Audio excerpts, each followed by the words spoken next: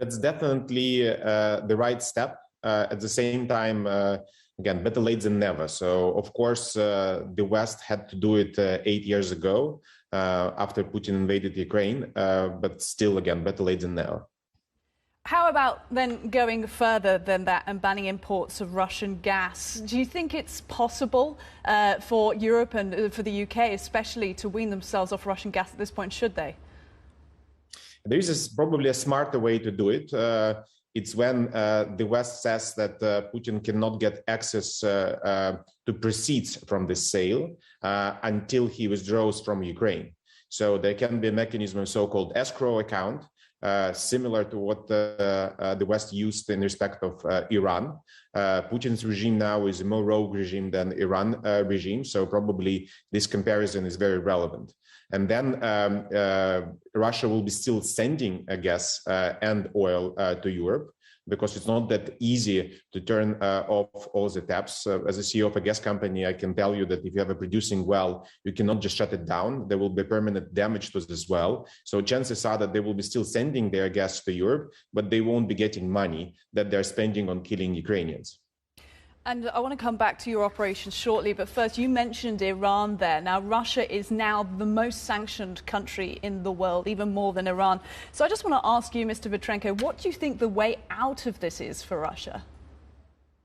The way out is to withdraw troops from Ukraine. Then the way out is to go through all the proceeding of the International Tribunal on War Crimes.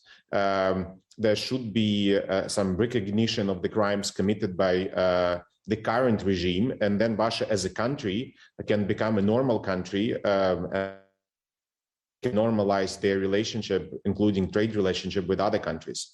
Russia is a country, it's not just Putin regime, but at the moment, again, it's basically controlled by the Putin regime, and that is why it is an enemy to the whole free world.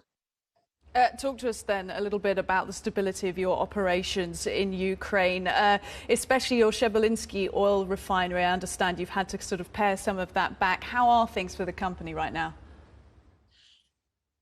Not easy at all, because the problem is that they thought they would have a blitzkrieg, some very fast military operation. They failed, Russia. So now they're targeting civilian infrastructure, creating some humanitarian crises. And that's the real challenge. So even though we produce enough gas and have enough gas in storage to cover our internal needs, they're now targeting some centralized heating plants, some pipelines, so that we cannot get gas to our customers, to Ukrainians. And since it's still cold in Ukraine, it's -0. We have rather big towns of 400,000 citizens, for example, that are without electricity, heating, and water for a week. So that's the biggest challenge. Yeah, and that challenge for the citizens of Ukraine, some of which are still remaining in the cities, as you said there. How do you plan to continue dealing with them when it comes to things like customer relations and billing? And we don't think about that. So currently, we just think how, for example, to evacuate people from cities like Mariupol or from cities of like Ochtyrka and Sumy, because again, people are dying. Kids, like little kids, are literally dying because they're left without water. So that's how we work with the Red Cross and there are so-called humanitarian corridors just to get people out of these towns. And, sir, you're speaking to us from Kiev, and we are monitoring the latest developments. I hope it's not too personal, but I want to ask you about your experience right now. Again, I have to run this national company, so I think more about other people. But of course, again, every night is a nightmare. And even, for example, in the morning, we had the direct missile attack on one of our sites. Yesterday, there was a missile attack of one of the last remaining heating plant in Severodonetsk. It's a town of 100,000 cities.